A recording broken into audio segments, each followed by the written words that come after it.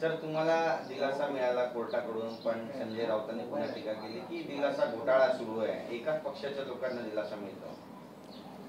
आज डॉक्टर बाबासाहेब आंबेडकर घटनाकार महामानव यांचा स्मृती दिन, न्यायालयीन व्यवस्था बाबासाहेबांनी आपल्याला दिली, त्यांचा विश्वास नसेल, आमचा न्याय व्यवस्थेवर संपूर्ण विश्वास आहे. सर, आपको कोर्ट की तरफ से जो राहत मिली है उसके बाद आपको स्टेटमेंट रिकॉर्ड करने के लिए जाना है 18 से जो टाइमिंग दी है, उसको क्या कहना चाहेंगे? हम जो कह रहे थे वही वापस दोहराएंगे, क्योंकि न्यायालय ने भी वही बात कही है. 58 करोड़ का आंकड़ा आया कहां से? अब जो न्यायालय में मेरे वकील ने जो बात कही, इज इट अ सेटिंग? एक दिन पहले उद्धव ठाकरे के प्रवक्ता पत्रकार वार्ता लेते हैं, 58 करोड़ अचानक 10 साल के बाद में आंकड़ा रखते हैं, और तुरंत दूसरे दिन पुलिस एफआईआर दर्ज करती है, 420 प्रेस नोट निकालते हैं, किरीट सोमैया का 58 करोड़ का घोटाला. मैं 10 दिन से मांग रहा हूँ, राउत साहब एक कागज तो दिखाओ. उद्धव ठाकरे जी, कहाँ पैसे इकट्ठे हुए 58 करोड़ कहाँ से लाए 10 साल के बाद में? वास्तव में संजय राउत ने, यानी उद्धव ठाकरे ने गए 10 दिन में ऐसे गए 3 महीने में ऐसी 10 नौटंकी की. जब जब ठाकरे जी का कोई मंत्री नेता की प्रॉपर्टी अटैच हुई, घोटाला बाहर आया कि किरीट सोमैया ने 7,500 करोड़ अमित शाह को दिए, बोलना भूल गया, एक कागज नहीं, कुछ नहीं. प्रधानमंत्री जी को इतना बड़ा पत्र लिखा, 4 ईडी ऑफिसर किरीट सोमैया घोटाला करते हैं. एसआईटी बिठाई उद्धव ठाकरे ने, आज 2.5 महीने हो गए, कुछ नहीं हुआ. उन्होंने कहा कि किरीट सोमैया के वसई की बेटे की कंपनी में 426 करोड़ वाधवान ने डाले, कुछ नहीं. पालघर की उसकी सोमैया कंपनी में 260 करोड़ ईडी ने डाले, कुछ नहीं. राकेश वाधवान पार्टनर है, कुछ भी नहीं. जू का 100 करोड़ का जमीन घोटाला, पवई का एसआरए 433 पीएपी का घोटाला. तो इस प्रकार से 1 डजन घोटाले. क्या उद्धव ठाकरे को यह लगता है क्या ऐसा पत्थर मारने का, आगे निकल जाने का? तो अब उनको 58 करोड़ का हिसाब देना पड़ेगा. किरीटजी, तुम्ही होमवर्कसाठी नॉट रिचेबल झाला असं म्हणालात, आणि आता पुन्हा मुंबईत परतलेला आहात, त्याच आत्मविश्वासाने आता पुन्हा घोटाळे बाहेर काढताय. कुणाचा नंबर आहे आता की नॉट रिचेबल हे काही व्यक्तींसाठी असेल, बाकी मी व्यवस्थित काम करत होतो. आणि उद्या त्याचा एक नमुना आपल्याला बघायला मिळेल. महाराष्ट्राच्या जनतेला प्रॉमिस करतो मी, उद्या ठाकरे सरकारचा आणखीन एक घोटाळा मी जनतेसमोर ठेवणार आहे. सर, आपकी जब एंटीसिपेटरी बेल रिजेक्ट हुई थी, उसके बाद आप ये कहा गया होम डिपार्टमेंट की तरफ से कि आप नॉट रीचेबल हैं, आपका कोई अता पता नहीं है, और संजय राउत की तरफ से बयान आया कि आपके खिलाफ लुकआउट नोटिस निकालना चाहिए. इस तरह से क्या कहना चाहिए? ये संजय राउत, उद्धव ठाकरे इस प्रकार की नौटंकी करने में माहिर है. संजय राउत तीसरे समन के बाद गए थे ईडी के पास. समन्स आता है, उसको कोई वारंट नहीं कहते. संजय राउत 2.5 महीने के बाद गए थे. मुझे छोड़ो, उनको कहो संजय उद्धव ठाकरे को हिम्मत है तो जवाब दे. 1 डजन नेताओं की प्रॉपर्टी 13 लोगों की अटैच हो गई घोटाले में, और कोर्ट ने उसके ऊपर रबर स्टैंप लगाया. ये पहली ऐसी महाराष्ट्र में या हिंदुस्तान में पहली कोई राज्य सरकार है कि घोटाले पे घोटाले पे घोटाले, जनते के पैसा लूटना. उद्धव ठाकरेचा मेहुणा श्रीधर पाटणकरची प्रॉपर्टी जप्त झाली, नवाब मलिक स्वतःही जप्त झाले, त्यांची पण प्रॉपर्टी जप्त झाली, संजय राऊतची प्रॉपर्टी जप्त झाली, अनिल देशमुख, प्रताप सरनाईक, भावना गवली, आनंद अडसूळ, अजित पवार, यशवंत यादव, अभी तो और अनेकों की होने जा रही होगी, क्योंकि घोटाले का पैसा बाहर आया है. हसन मुश्रीफ, अनिल परब, सुजीत पाटकर, सदानंद कदम. घोटाळेबाज सरकार आता ह्याच्यापेक्षा आणखीन काय मोठा पुरावा पाहिजे?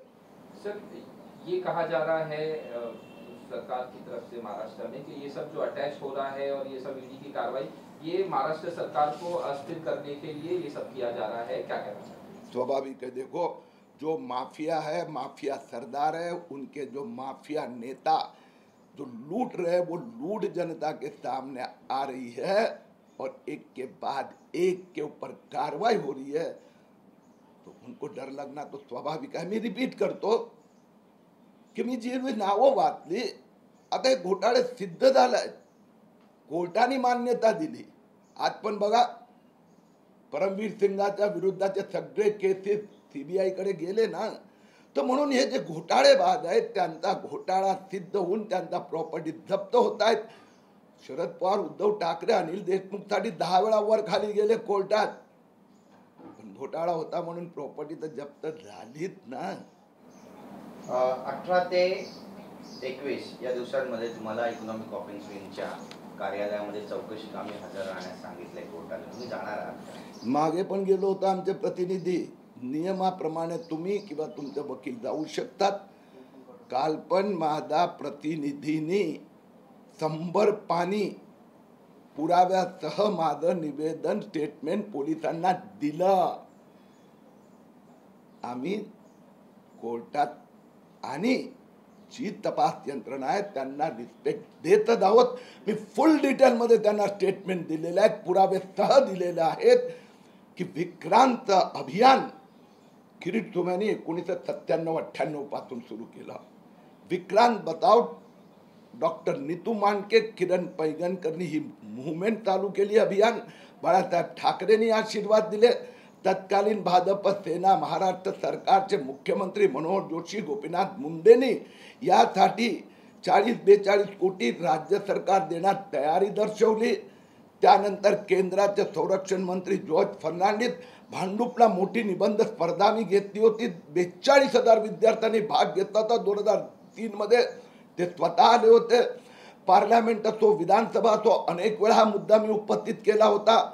त्याचा भाग म्हणून चर्चगेट स्टेशनवर एक टोकन सिंबॉलिक, अरे असे सिंबॉलिक कार्यक्रम प्रत्येक पार्टी अनेक वेळा करतात, आणि ते केल्यानंतर राजभवनात हे पैसे पाठवले, त्याची चिठ्ठी आहे, पत्र आहे, मी राज्यपालांना भेटलोय, हे पुरावे आहेत.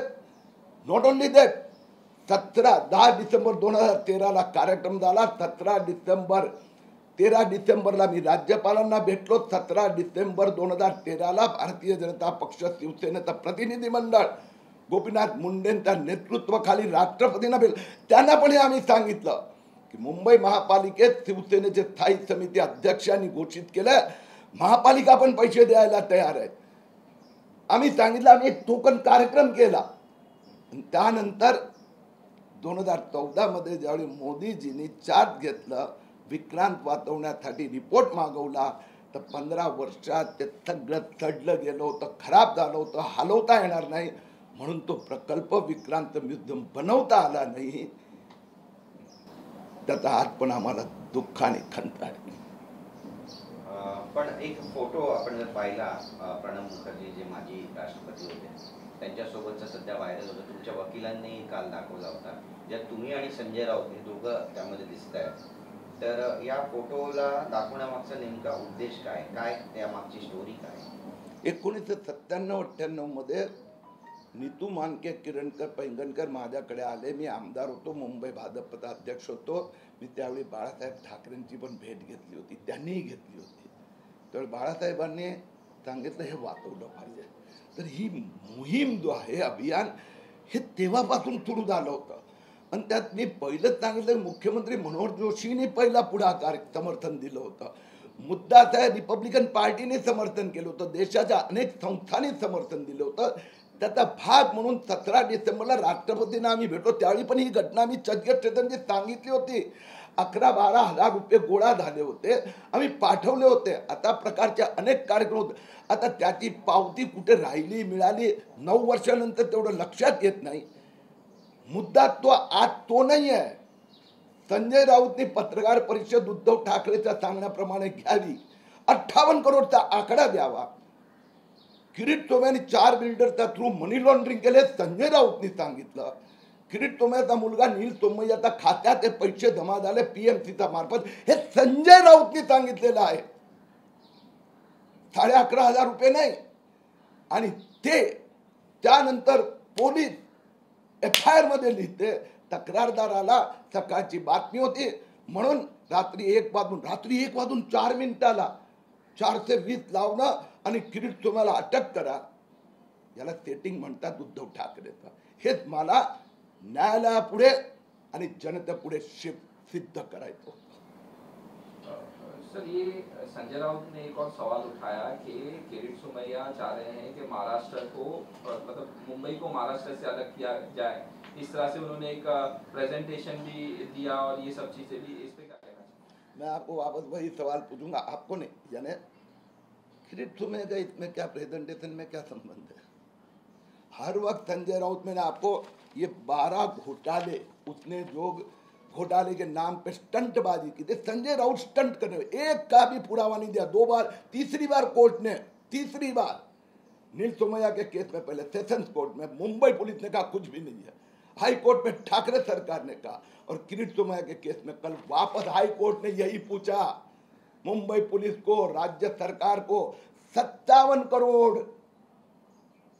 तो क्यों उद्धव ठाकरे ने 57 करोड़ की 4 बिल्डर, मनी लॉन्ड्रिंग, नील सोमैया की कंपनी में अकाउंट पैसे गए, क्यों नहीं दिए ये जानकारी? संजय राउत और उद्धव ठाकरे ने SIT बनाई, नवलानी 4 ED ऑफिसर, प्रधानमंत्री को पत्र लिखा, 4 इतना पैसा गायब किया. क्या हो गया वो भाई, 2 महीने हो गए ना. म्हणून हे सगळं ठाकरे सरकारचे घोटाळे बाहेर आले की काहीतरी नवीन टन.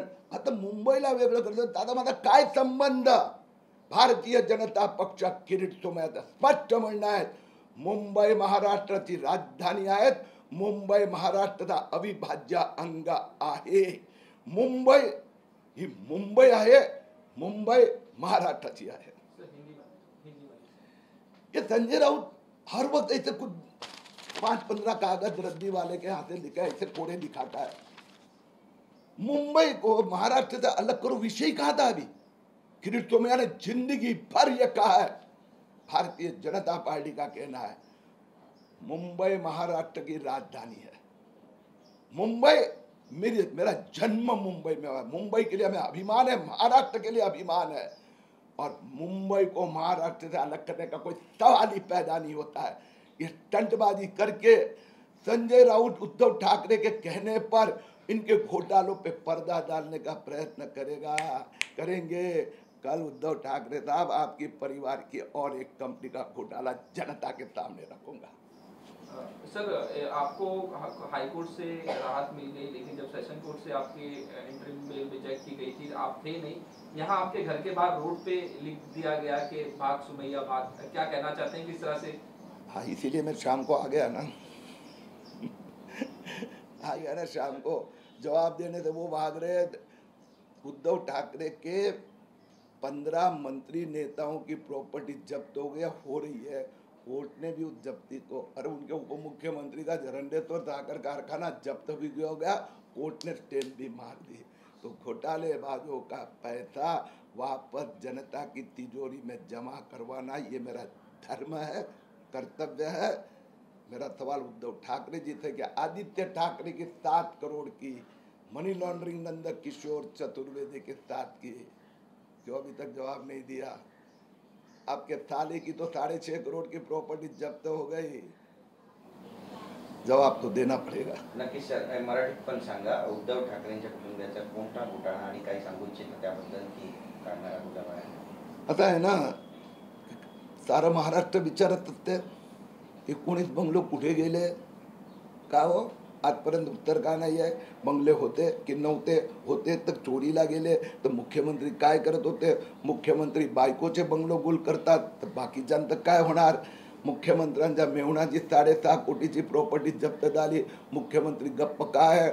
मुख्यमंत्रीचे पुत्र आदित्य ठाकरे, तेजस ठाकरे, कोमोस्टॉक घोटाळा, नंदकिशोर चतुर्वेदी 7 कोटी रुपयाचे मनी लॉन्ड्रिंग, उद्धव ठाकरेची बोलती का बंद आहे? उद्या मी आणखीन ठाकरे परिवाराचा एक घोटाळा जनतेसमोर ठेवणार आहेत. घोटाळ्याबाजांवर कारवाई होणारच.